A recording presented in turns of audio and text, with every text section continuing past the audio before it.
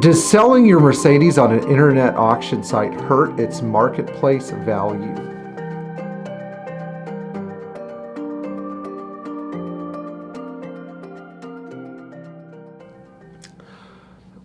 This is a great question I got from one of my subscribers who was looking at a Mercedes that had been sold on Bring a Trailer, and then it was re-offered on Bring a Trailer, and then it was offered again on Bring a Trailer.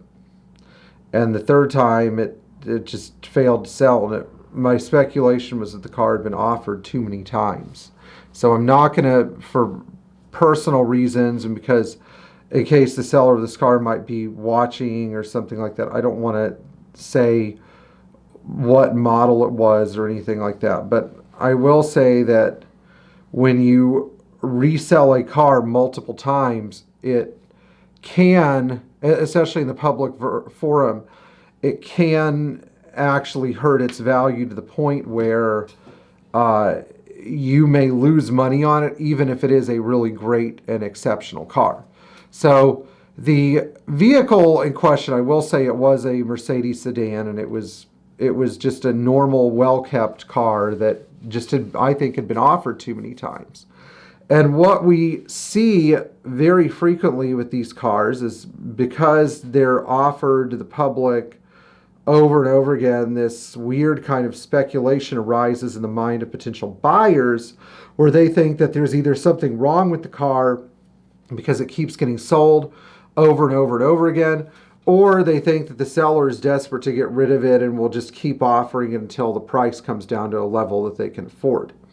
And one of the reasons that I think that this phenomenon is becoming more common is because of the presence of Bring a Trailer and the fact that now using a resource like VinWiki or similar items like, just basically a Google search, you can follow a car's VIN number. And what we're seeing is with top level, top condition Mercedes, we're seeing two classes of cars emerge.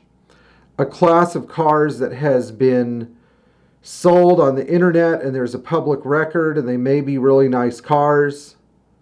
And then there's a class of cars that have never been offered publicly, were never offered online, were never posted online, and were never, how shall we say, their veil of secrecy was never breached. And so if you approach me, by the way, and you're looking for a classic Mercedes, the second class of cars is what I deal with. Cars that probably need some work but have lived sort of a secret life for so many years. And if you're in the business of reselling Mercedes, you have to go, I hate to say it, but if you need to make money, you got to go where the money is. You can't, because people are willing to offer some very strong money for fully sorted cars and Bring a Trailer. And the majority of people, when they're trying to buy that one owner, perfectly preserved, fully sorted 560 SL, guess where they go first? They go to Bring a Trailer. They look for the car that's been offered for the first time and they bid all the way. Once that car gets offered again, it's dicey as to whether or not anybody's going to make any money. And so when my customers have really exceptional cars that come up, like recently we helped broker a 29,000 mile 560 SL. I try to make sure that the public record of those cars doesn't exist, that it stays private, that it's owner to owner. The car was never listed online for sale. It was never for sale to the highest bidder. The seller comes up with the price he wants, and the buyer comes up with a price he's willing to pay, and they figure out how to make it work. I don't see a lot of 560 SLs, for example. This is a good example because there are a lot of them that are offered over and over again and Bring a Trailer because they're highly desirable cars. But when you get into the less valuable cars, like when you start looking at 123 series wagons, where the effort to make a 30,000 mile 560 SL is fairly minimal and straightforward if you're making it into a nice car versus a 200,000 mile 123 and you're trying to make it into a nice car, or a 150,000 mile 123 wagon that may have some cracks in the dash and deteriorating seats and needs front suspension work and HVAC work and may have a little bit of rust by the rear windows. Improving that car is often a task that the first buyer may find themselves in over their head with, so they offer it a second time and a third time and sometimes even a fourth time. Now, Bring a Trailer is really bad about this. I would say that we can look at a bunch of different sites, but we can honestly go back to BAT as the catalyst for this. A lot of their cars cannot be vetted thoroughly, and the buyers, because we live in the day and age of instant gratification, instead of the buyers following the advice of every single person who knows what they're doing and going and looking at the car before they buy the car, guess what they do? They just buy the car. They hit the button. Oh, I got $12,000 laying around. No big deal. You know, I wish I was that guy, but I'm just saying, you know, I got 40 grand laying around. I'll buy this car. You know, they get the car and they're disappointed. Oh, the car needs so much work. Oh my gosh. And then what happens? You sort the car out. They still don't have any confidence in it. They sell it again. They lose money the second time, you know? And we see, I would say, like, it's okay to buy a car and enjoy the experience of having that car for a year or two. But, you know, the issue becomes this, that when you have a really nice, well-kept, low-mileage car and it keeps getting offered over and over and over again, think of each offering as adding 100,000 miles to that car's odometer. That's what it does for the value of the car. Think of it that way.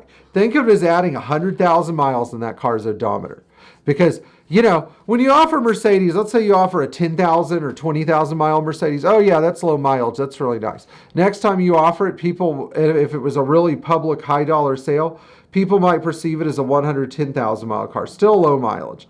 Third time you offer it, 210,000 mile car. Oh, I'm going to get a deal on this really nice, well-kept car. The mileage is higher. It's nice. 310,000 mile car. Nobody wants to touch it unless it's really cheap and it's going straight to Pierre Hedary. So it's almost like the history of the car's public offering becomes just as bad as the stuff you don't know, like whether it needs a suspension rebuild or an evaporator or the sunroof repaired. I hope some of you actually understand what I'm saying here. Now, some dealers I know have come up with a really ingenious model of doing this. So I look at John Wood's model. I like to talk about John here in the channel because John has kind of innovated a little bit of John has kind of innovated a little bit more than I would have expected, you know, a guy who has not been around cars his entire life to, and maybe it's this fresh perspective that makes John so innovative. So John entered the market of selling Mercedes, and he's competing against Dean Lumbach, and Dean, as we know, practically owns Bring a Trailer. If Dean emails Bring a Trailer and needs some help with something, the typical response is, what can we do for you, sir? You sell so many great cars in our platform, you know? And he does. I mean, his cars are nice, you know? Nobody can dispute that. It's like he seemingly finds these amazing cars that I don't even believe exist, like a 300 SEL 5-speed, for example.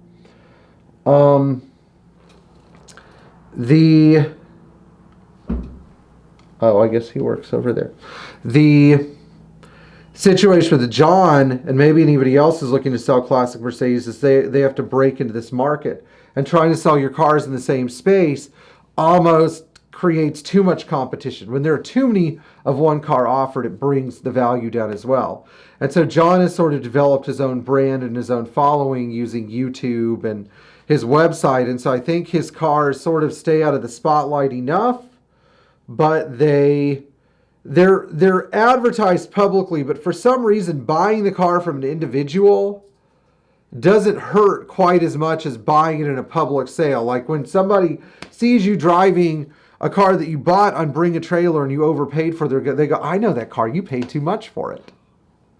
You know, versus if the car was kind of a clandestine sale where it was price on inquiry and nobody knows how much it sold for, and you just happen to buy it in a secret clandestine deal with the seller. That is much smarter because nobody thinks they're going to get a deal because they don't know what the selling price was. You know, they either can afford it or they can't. So I like that philosophy. And listen, it doesn't have to be that way. What I have to do is preface the end of this video with something that is more encouraging than discouraging. First of all, to enjoy the ownership experience of a classic Mercedes, you don't need a 50,000 mile or 30,000 mile or 10,000 mile car. The cars are good. You could put 400,000 miles on one of these cars. You know, you could put 500,000 or 600,000 miles. I mean, for goodness sake, Pete Brock is one of the best racing drivers ever in history in SCCA, who competed with the Datsun 510 and BMW 2002 and Triumph.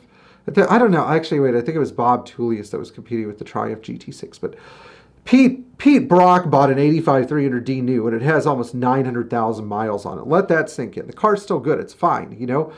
I don't understand where this notion that the best car in the world, an example given, the Mercedes 123 series, has to be some super low mileage car for it to be worth the trouble. And that's where I find the flaw in people's logic. So when people email me and they say, hey, do you have a low mileage 123 for sale? I'm like, why? You don't need one. You know? We send plenty of cars out the door of the shop that are great cars that have 300,000+ miles on them. And so that's what the Forever car does. It's impervious to mileage. So anyway, next time you start looking at Mercedes on the internet, just remember that there's always a better deal off the internet. And if you get one of my shirts and I see you wearing it, I'll come up and I don't know, I'll be like, hey, what's up? You want to get lunch sometime? Because I don't think I'm going to have that many shirt sales, but we'll see what happens. In the meantime, like, share, and subscribe. Tap the bell for notifications. And if I mentioned you in this video, I meant it in a good and encouraging way. Please do not take offense to it, especially if you're the Bring a Trailer staff. I know that you guys can't account for everything, but I also know that some things slip through the cracks, and it's inevitable when you're running a large company like Bring a Trailer. So thank you guys for, being cooperative and nice to me.